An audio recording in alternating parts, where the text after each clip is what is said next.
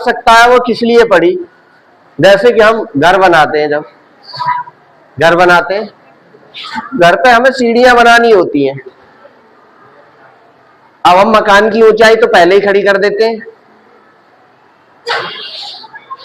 फिर हमें सीढ़ियां बनानी होती है कि कितनी सीढ़ियां बनेंगी,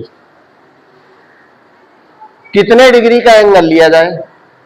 तो सबसे जो आसान एंगल होता है वो होता है 45 डिग्री।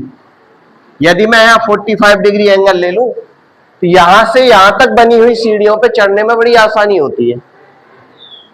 अब मुझे एक तो ये पता है 45 डिग्री है ना, एक ये ऊंचाई पता है, ऊंचाई मान लो ये x है, मान लिया हमने x है, ठीक है।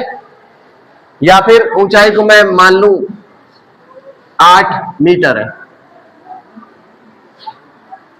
अब हमें इन सीढ़ियों की संख्या निकालनी है कि भाई हम कितनी सीढ़ी बनाए इस पे जो हम आसानी से चढ़ सके। तो एंगल मैंने तुम्हें बता दिया कि 45 डिग्री का एंगल जो होता है वो सबसे आसान जीना बनाता है।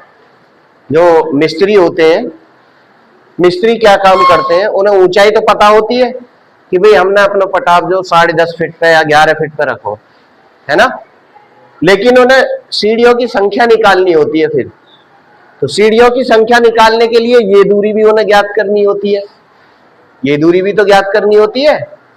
अब ये दूरी ज्ञात कब होगी? ये एंगल पता होगा और ये पता होगा, तभी तो ये ज्ञात होगी।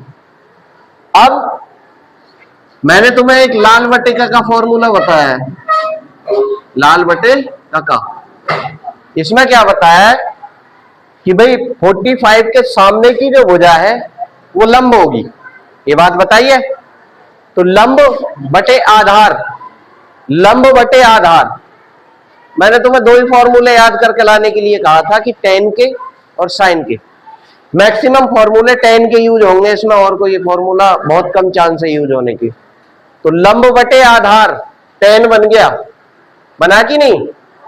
भाई यहां sin होता है, यहां cos होता है, यहां tan होता है, तो लंब बटे आधार tan बन रहा है यहां से।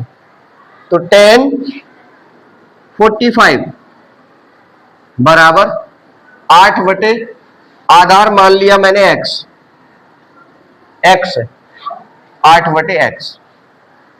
अब तो tan 45 की वैल्यू तुम सबको पता है, जिन बच्चों ने भी याद किए फॉर्मूले उन्हें सब पता है कि tan 45 की वैल्यू होती है 1 बराबर 8/x।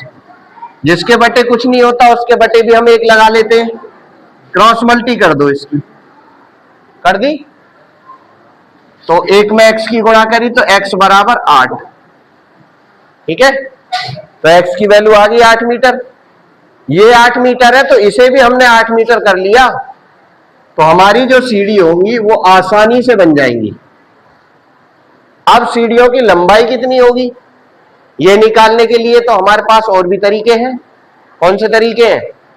ये 90 डिग्री का एंगल है, समकोण त्रिभुज बन गया, समकोण त्रिभुज में पाइथागोरस थ्योरम लगा दोगे तो ये निकल आएगा, निकल आएगा कि नहीं? तो ये लंबाई भी निकल जाएगी। अब पहले हमें एक एंगल, एक साइड पता थी केवल, अब हमने 2 साइड निकाल दी, एक एंगल हमें पता है, ये एंगल तो 90 डिग्री होगा, ये दो न्यून कोण होंगे इसमें, ये दोनों एक्यूट एंगल होंगे, ये 90 होगा हमेशा, ठीक है। और किस बात के लिए जरूरत पड़ी इसकी, ऊंचाई दूरी की?